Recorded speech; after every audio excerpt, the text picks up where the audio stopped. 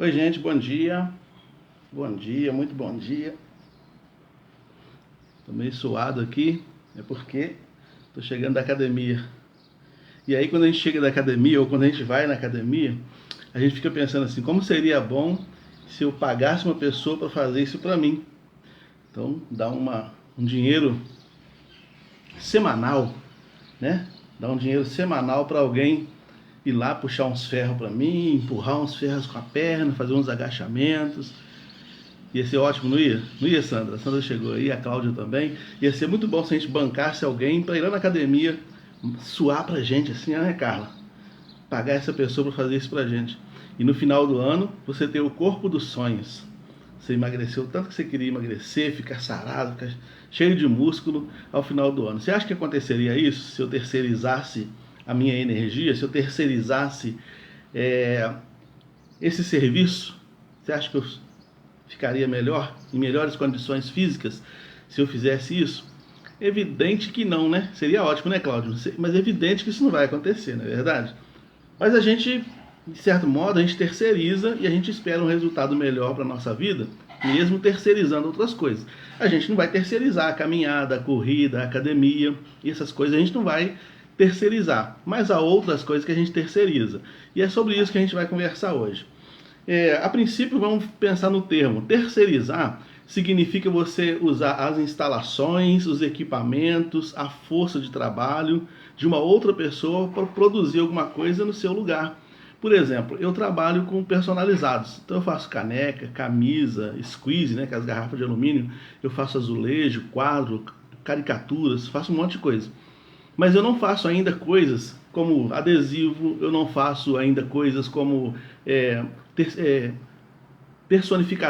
personalização de material plástico, por exemplo, aquelas squeezes de plástico, copos de plástico, taças de plástico. Isso eu não faço.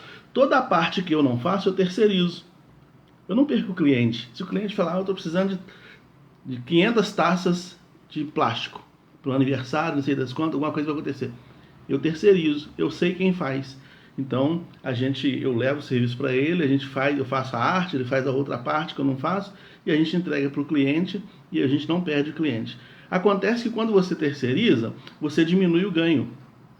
As coisas que eu faço, o ganho é todo meu. As coisas que eu mesmo faço dentro do meu estúdio, dentro das minhas condições, o ganho todinho é meu, é 100% o lucro é meu. Mas quando eu terceirizo, quando eu divido o serviço com outro equipamento, com outra mão de obra, com outras instalações, então eu vou ter que dividir esse lucro com a pessoa, não é verdade? E aí você pensa assim, mas eu não terceirizo. Vamos chegar lá, vamos chegar lá. Tem coisa que a gente terceiriza sim, né? Tem coisas que a gente terceiriza. Quando a gente terceiriza, a gente tem vamos dizer assim, alguns efeitos, algumas coisas acontecem. Por exemplo, a transferência. Quando você assiste não sei se quem aí gosta de esporte, mas por exemplo, se você assiste ao esporte, seu esporte favorito, sei lá, futebol, vôlei, tênis de mesa, não sei qual é o seu esporte favorito, mas você assiste e você acompanha aquele atleta que é bom naquilo que você gosta. Toda a performance dele ali, você assimila a emoção como se fosse você que estivesse lá fazendo, não é verdade? Então você vê, por exemplo, no futebol, você vai lá e vê lá um jogador que você gosta fazendo muitos dribles, muita coisa, faz aquele golaço de fora da área e não sei o que. Você vibra como se fosse você fazendo. A energia que vaza do seu corpo é como se fosse você no campo realizando aquilo. Isso é transferência. No final das contas, quando você vai para o campo de futebol para fazer alguma coisa, você tenta fazer tudo que ele fez na televisão, só que você não consegue. Você entendeu? Você não consegue. Mas você sente a mesma emoção quando você está vendo na televisão. Só que na prática você percebe que você não consegue. Por quê? Não há da sua parte a mesma dedicação que houve da parte dele para fazer o que ele faz. A performance que ele tem nas quadras, nos campos, na água, seja lá qual for o esporte que ele está executando ali, a performance que ele tem ali, ele só tem porque ele treina muito tempo fazendo aquilo. Ele vive disso, ele fica a semana inteira. Enquanto você está sentado na sala comendo salgado, ele está lá correndo atrás da bola, ele está se esforçando, ele está na academia, ele está... Aí você vê a performance dele na televisão, vai para o campo e tenta fazer a mesma coisa e não consegue. E isso eu estou falando de campo, estou falando de futebol, estou falando de esportes. Mas pode ser qualquer outra coisa. De repente você vai na internet e assiste, por exemplo, lá um palestrante, um pregador, ou de repente um contador, a Juscelane está aí, um contador, uma pessoa fera, o cara explica, tá, os caras sabe tudo. E aí quando você olha para você, você pensa, poxa, estou longe de saber isso tudo. Mas sabe por que ele sabe? Porque ele dedicou tempo para aprender. Entende? Aí como a gente não sabe, a gente terceiriza. Aí a gente tem que terceirizar, porque a gente não tem a mesma disposição. Por isso que eu comecei dizendo o seguinte, seria bom se eu pagasse uma pessoa para ficar suando no meu lugar lá na academia. Seria ótimo isso. Né? Você também, o pessoal falou, que sonho, que maravilha, a Carla falou, né? Que sonho, isso aí é o que há. Como que seria bom isso? Né? Acontece que quem está lá malhando, correndo atrás, puxando ferro, ele vai ter o resultado que eu não tenho. Eu vou olhar no espelho e vou ficar frustrado. Toda vez ele vai lá e malha para mim, aí eu dou o dinheiro a ele. Ele está com o corpo sarado, eu estou projetando, eu estou fazendo a transferência como se o corpo fosse meu. Mas quando eu chego no espelho, quando eu vou exigir do meu corpo, eu vejo que eu não tenho o mesmo condicionamento físico que ele, eu vejo que eu não tenho a mesma massa magra que ele, eu vejo que ele está lá na frente. Porque eu estou terceirizando, eu estou pagando ele para ser aquilo que eu não consigo ser. Entende? Vamos, para não ser uma palestra motivacional, mas ser uma coisa bíblica, vamos para a Bíblia. Diz aqui em João capítulo 21, versículo 20. E Pedro, voltando-se, viu que seguia Jesus aquele discípulo a quem Jesus amava, e que na ceia se recostara também sobre o seu peito, e que dissera, Senhor, quem há de te trair? Vendo, pois, Pedro este discípulo, disse a Jesus, Senhor, o que será dele? Disse Jesus, se eu quero que ele fique até que eu venha, que te importa, Pedro? Segue-me tu. Jesus havia dito que um dos discípulos, ele falou assim, tem pessoas aqui entre vocês que não vão morrer sem ver o reino de Deus. Como João era o mais novinho deles, era possível que Pedro e os outros pensassem, a gente vai morrer e a gente não vai ver o reino de Deus chegar. Mas o João é novo, o João vai ver. E o João estava muito próximo de Jesus. Então, depois que Jesus conversa, uma conversa particular com Pedro, depois que o ambiente já estava pacificado no coração do Pedro, que ele estava muito ansioso, com medo de encontrar com Jesus, porque ele havia negado Jesus 3 vezes, quando está tudo pacificado, está tudo em paz, Jesus olha e vê o Pedro ali. Ele estava com essa curiosidade há muitos dias. E ele pergunta para Jesus, ô mestre, e o que vai ser dele? Ele vai mesmo ficar vivo até o Senhor voltar?